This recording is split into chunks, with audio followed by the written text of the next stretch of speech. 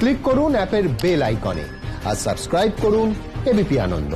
সব সময় থাকুন খবরে।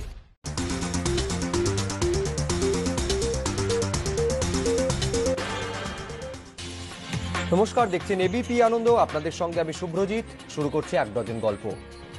ভারত বন্ধুত্ব রাখতে জানে জবাব দিতে। লাদাখ সীমান্তে যারা চোখ তুলেছে তাদের জবাব দিয়েছে ভারতীয় সেনা। মন কি বাতে নাম না করে চীনকে বার্তা মোদির।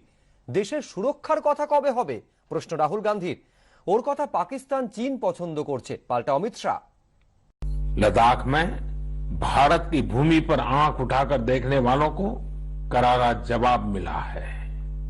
भारत मित्रता निभाना जानता है तो आंख में आंख डालकर देखना और उचित जवाब देना भी जानता है। একদিকে লাদাখ নিয়ে ভারত চীন সংঘাতের পারদ চড়ছে, আরেকদিকে দেশে ততই জোরালো হচ্ছে শাসক বিরোধী দরজা।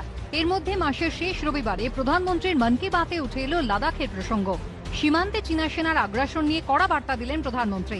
পাশাপাশি ফের একবার দেশীয় পণ্য কেনার বিষয়ে জোরালো সওয়াল করেন তিনি। आप लोकल खरीदेंगे, लोकल के लिए वोकल होंगे तो समझिए आप देश को मजबूत करने में अपनी भूमिका निभा रहे हैं। ये भी एक तरह से देश की सेवा ही है। आप किसी भी प्रोफेशन में हो, हर एक जगह देश सेवा का बहुत स्कोप होता ही है।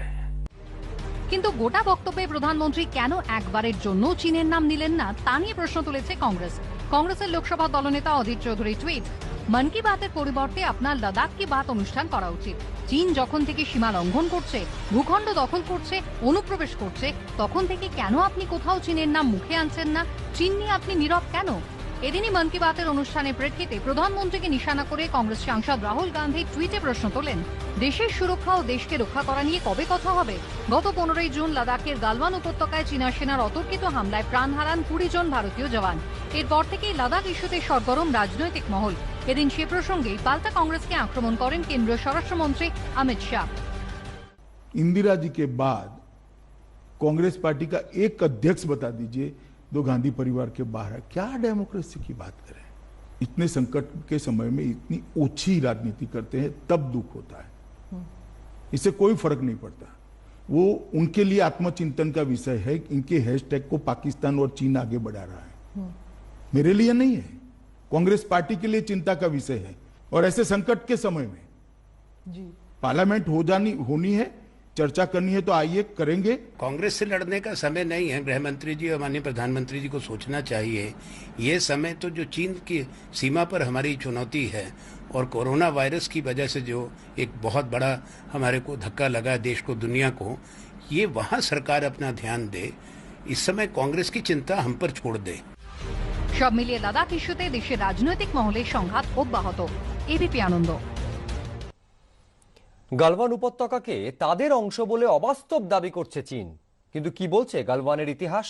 যার নামে এই উপত্যকার নামকরণ, সেই গালওয়ান পরিবারের দাবি এই উপত্যকা ভারতের অবিচ্ছেদ্য অংশ ছিল, আছে এবং থাকবে।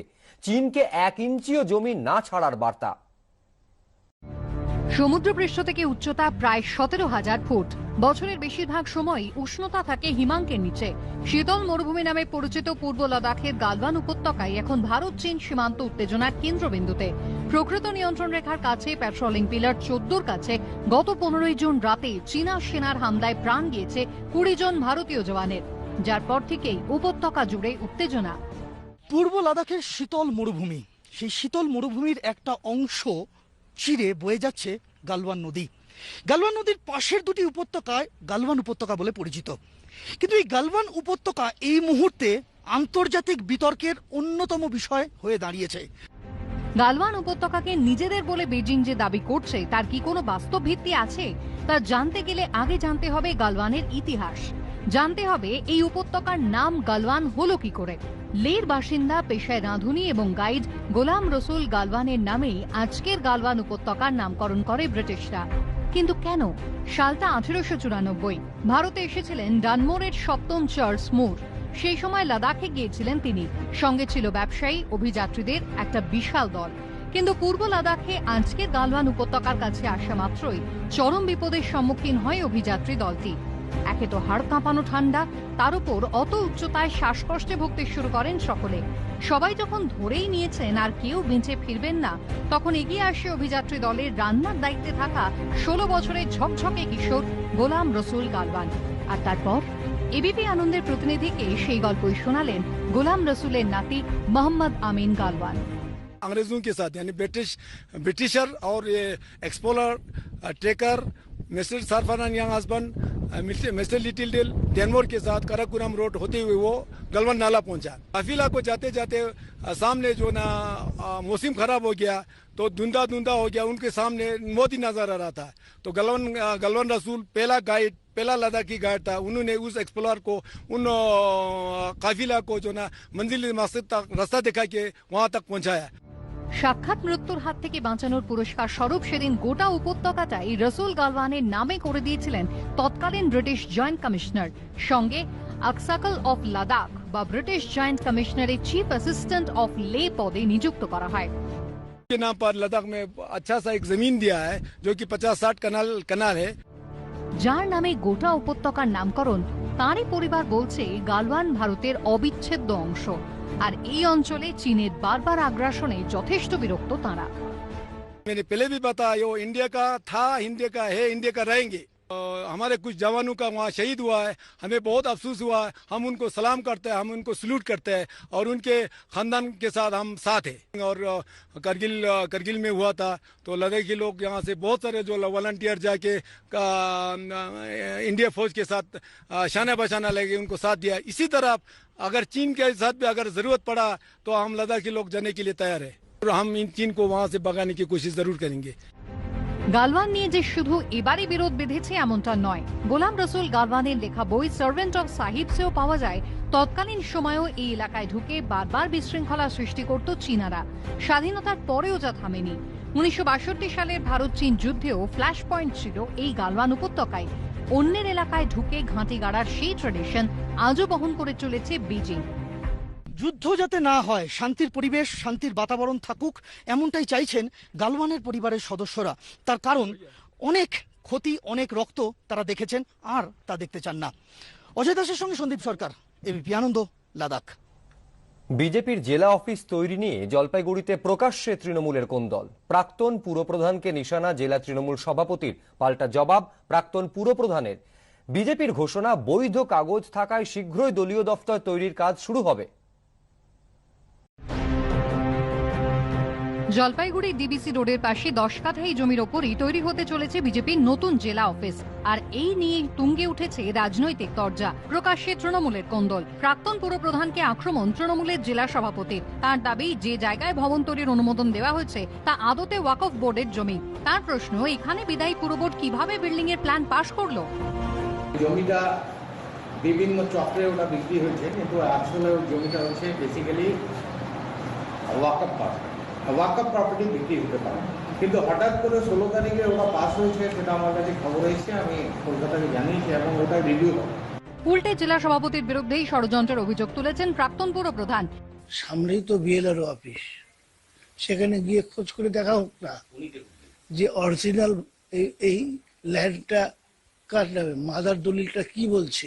এক তো উনি তৃণমূল পার্টিটাকে ধ্বংসের খেলায় নেমেছে, আর একদিকে পাগলের মতন এই সমস্ত কথা বলে মানুষকে অন্য পথে নিয়ে যাওয়ার একটা চক্রান্ত। বর্তমানে জলপাইগুড়ি পুরসভা পরিচালনার দায়িত্বে প্রশাসক মণ্ডলী। এই প্রসঙ্গে প্রশাসক মণ্ডলীর সদস্য সন্দীপ মাহাতো জানিয়েছেন, মোহন বসুর সময় বিল্ডিং এর প্ল্যান পাস হয়েছে, উনি নিশ্চয়ই কাগজপত্র দেখিয়ে অনুমোদন দিয়েছেন। এদিকে এই পরিস্থিতিতে তৃণমূলের উদ্দেশ্যে চ্যালেঞ্জ ছুড়ে দিয়েছে বিজেপি। তাদের সাফ কথা, অনুমতি থাকায় ওই জায়গাতেই অফিস হবে। পশ্চিমবাংলা সরকারের ভূমি সংস্কার দপ্তর আমাদের জমির মিউটেশন করলেন। বিএলআর অফিস, ভূমি সংস্কার দপ্তর আমাদের ট্যাক্সটা নিলেন 2019 সাল অব্দি। তা আমাদের জমিটা যদি ওয়াকফ বোর্ডের হতো বা আমাদের জমি যদি অন্য কারো হতো, তাহলে এত কিছু কি হতো না। এটা হচ্ছে তৃণমূলের প্রতিহিংসামূলক রাজনীতি। জলপাইগুড়ির বিএলআরও বিপ্লব হালদার জানিয়েছেন, অনেকদিন আগেই অনুমতি দেওয়া হয়েছে, নিশ্চয়ই কাগজপত্র দেখেই এ কাজ হয়েছে। এখন কেউ যদি লিখিত অভিযোগ জানায় তাহলে ফের কাগজপত্র খতিয়ে দেখা হবে। রাজা চট্টোপাধ্যায়ের রিপোর্ট, এবিপি আনন্দ, জলপাইগুড়ি। পূর্ব যাদবপুর থানা এলাকায় কিশোরীর রহস্য মৃত্যু। গলায় গামছার ফাঁস লাগানো অবস্থায় বিছানায় পড়েছিল দেহ। অস্বাভাবিক মৃত্যুর মামলা রুজু করে তদন্তে পুলিশ। খেলতে গিয়ে দুর্ঘটনা, আত্মহত্যা নাকি অন্য কোনো কারণ? তদন্তের সব দিকই খতিয়ে রাখা হচ্ছে বলে পুলিশ সূত্রে খবর। মা কিছুক্ষণের জন্য বাড়ি থেকে বেরিয়েছিলেন। বাড়ি ফিরে দেখলেন 12 বছরের মেয়ে গলায় ফাঁস লাগানো অবস্থায় বিছানায় পড়ে। পূর্ব যাদবপুর থানা এলাকার নতুন পল্লীতে 12 বছরের কিশোরীর রহস্য মৃত্যুকে ঘিরে চাঞ্চল্য। খুন না আত্মহত্যা নাকি খেলতে গিয়ে দুর্ঘটনা, তা নিয়ে ধন্দ। পুলিশ সূত্রে খবর, রবিবার দুপুর 2 থেকে 3টের মধ্যে এই ঘটনা ঘটেছে। সেই সময় বাড়িতে কেউ ছিলেন না। কিশোরীর মা বাড়ি ফিরে দেখেন বিছানার ওপর পড়ে মেয়ের দেহ, গলায় গামছার ফাঁস লাগানো। কি কারণে তার মৃত্যু, খেলতে গিয়ে কোনোভাবে দুর্ঘটনা ঘটে গেল না অন্য কোনো কারণ নাকি খুন, সমস্ত বিষয় খতিয়ে দেখা হচ্ছে বলে পুলিশ সূত্রে জানা যাচ্ছে। ময়নাতদন্তের রিপোর্টের অপেক্ষা করছেন তদন্তকারীরা। খেলতে খেলতে না, ওর কোনো কিছু একটা হয়েছে, ওই কোনোদিন ওই মাথায় এসব কিছু আনতে পারে না। আমার মেয়ের মাথায় এসব বুদ্ধি, কোনোদের মাথায় কোনো বুদ্ধিও নাই। আমি বলতে পারছি না, আমি কি বলবো, আমি ছিলাম না। ঘটনায় খুনের অভিযোগও উড়িয়ে দিচ্ছে না পরিবার। সুইসাইড করার মেয়ে না, যদি কেউ চুরি ডাকাতি করতে ঢোকে হয়তো চিন পরিচয় হয়তো পড়ে গেছে সামনে, হয়তো মেরে যেতে পারে। যারা খুলেছে তারা বলছে গলায় একটু নখের দাগ পাক ছিল, মানে গামছাটা গলায় ছিল, নিচেই শোয়া ছিল, ঝুলানো না। পুলিশ সূত্রে খবর, ময়না তদন্তের পরেই মৃত্যুর কারণ স্পষ্ট হবে। ওই কিশোরীকে এদিনই বাড়ি থেকে দেওয়া হয়েছিল মোবাইল ফোন।